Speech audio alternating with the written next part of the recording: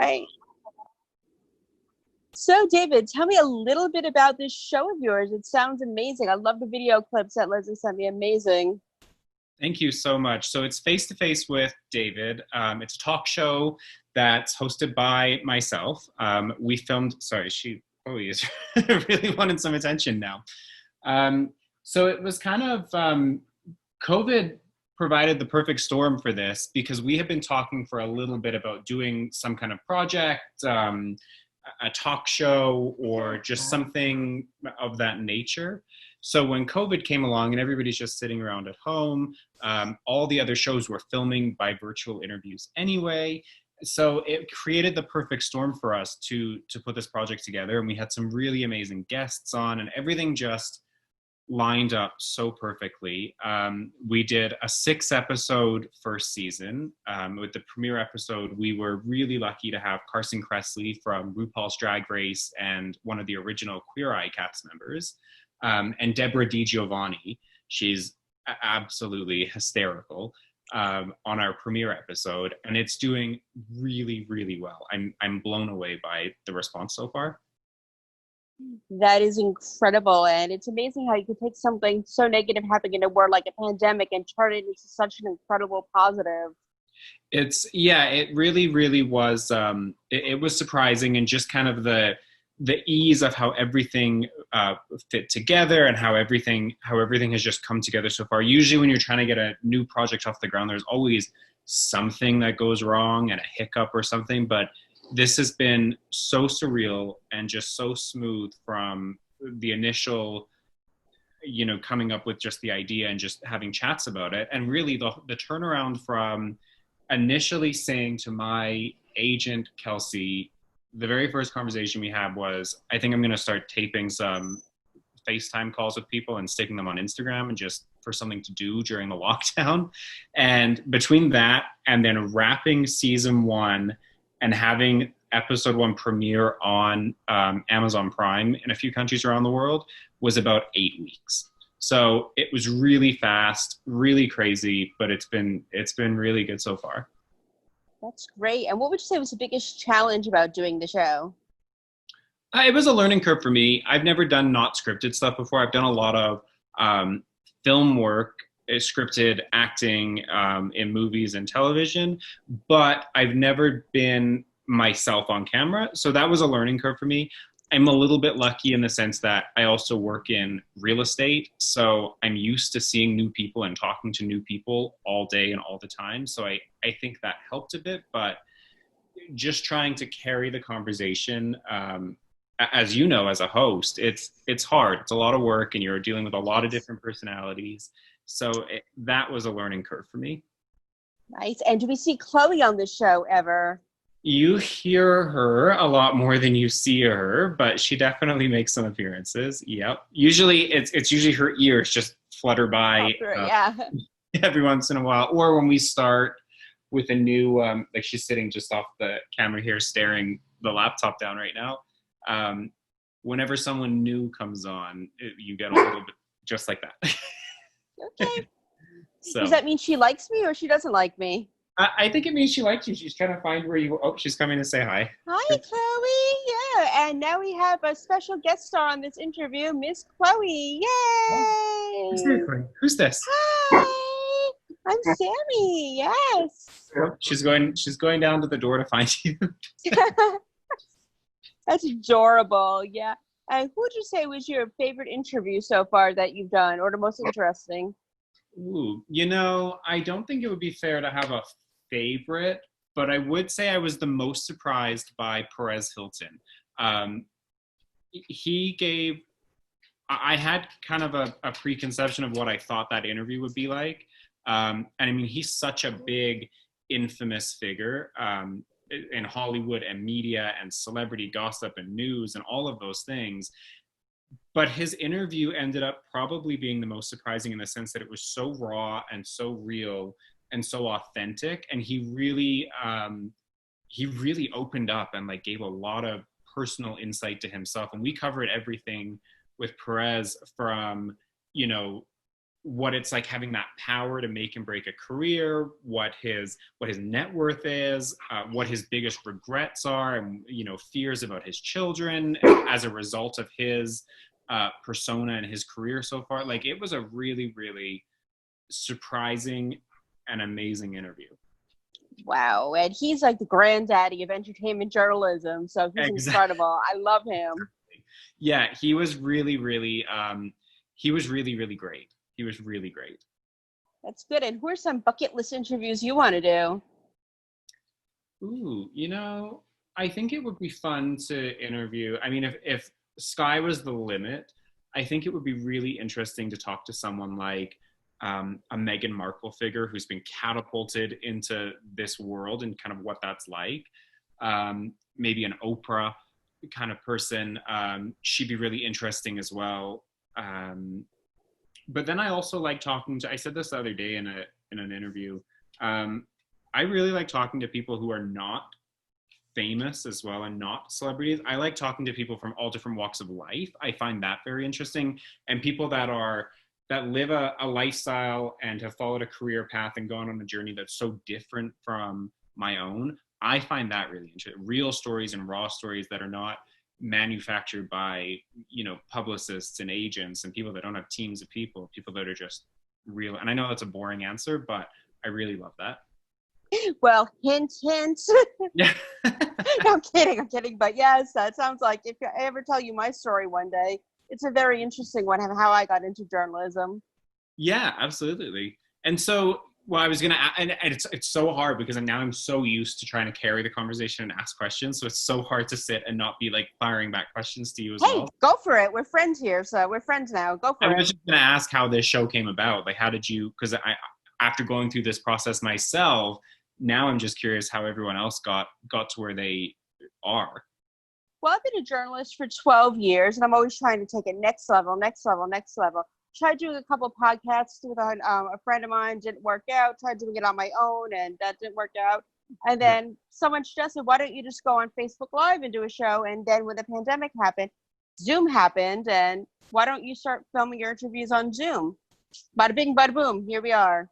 So literally exactly what happened with me, because it was going to be the same thing, post them on Instagram, post them on Facebook, and then exactly Zoom has changed the game, I think, because we did I all of think our so interviews too. the same way. Skype and Zoom was exactly how we did all of our interviews, and it really created opportunities. So for both of us, Exactly. Maybe one day we can co-host a show together. that would be amazing. Yes. And where are you located? You're in New York? In Calgary. Oh, wow. Yeah, and you? Pittsburgh. Oh wow. Okay. Yeah. No, I'm in Calgary, Alberta. So we're kind of I don't know if you know where that is, but for everyone in the U.S., we are straight up from Montana. Nice. Very nice. And another thing I like to ask my interviewees, tell me a fun fact about yourself that might surprise people. Ooh. I mean, I have no idea what I'm doing, so we just kind of like I'm making this up as I go along, and it's like it kind of the king of fake it till you make it, and so far it's working out. So like there's no master plan, there's no we don't have a plan moving forward. It's kind of we're just rolling with it and seeing where it goes, and the fact that within 8 weeks we have this show on Amazon Prime in the US and the UK and Europe, or UK/Europe, and Asia, like it's incredible. So we're just kind of, I think that would be the interesting fact, is that I have no idea what I'm doing with this, and we're just rolling with it. Hey, I have no idea what I'm doing either, so we're two of a kind. Well, just 3 seconds before I joined this, I got a notification that now the show is available on Apple TV in the US as well. So it's kind of like it's spreading. It's insane. It's absolutely insane. You heard it here first, everybody. And Apple TV now, too. Woo! Yeah, Congratulations. thank you. And since we are a TV site, what are you watching on TV these days? Oh, I just rewatched Succession. It's an HBO show that I absolutely love. I've watched it now twice, and I just can't wait for the third season. I really love, like, it's so horrible, but I really love trashy reality television. Like, working so hard all day, and then in the evening just crashing with like Real Housewives, Selling Sunset, Love is Blind. Like I binge all of the junkiest reality television. I binge watch all of it.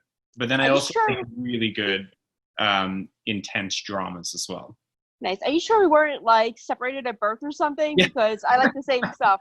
So, what's your favorite Real Housewives franchise? Um, Probably New York and Beverly Hills. Um, I would say those are the ones that I watch most religiously.